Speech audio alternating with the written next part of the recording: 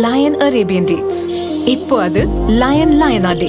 இது தரும் ஆரோக்கியம் இயற்கையானது. லயன் லயனா பிரீமியம் டேட்ஸ். எந்த சமையலும் ருசி தேடும் ரகசியம். 20 ரூபாய். குக்கர் விசில மறந்து உணவு வீணாகி போச்சா? இனி அந்த கவலையே வேண்டாம். வழங்குகிறோம் உலகின் முதல் விசில் கவுண்டர் குக்கர், புதிய அல்ட்ரா குரோனோ. அல்ட்ரா என்றால் ஆரோக்கியம்.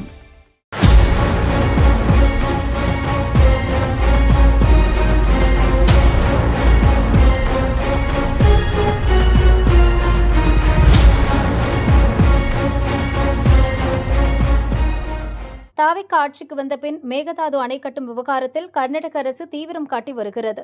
இந்த விவகாரத்தில் தாவிக அரசு இன்ஆக்டிவாக இருக்கிறது என திமுக தலைவர் ஸ்டாலின் விமர்சித்திருந்தார்.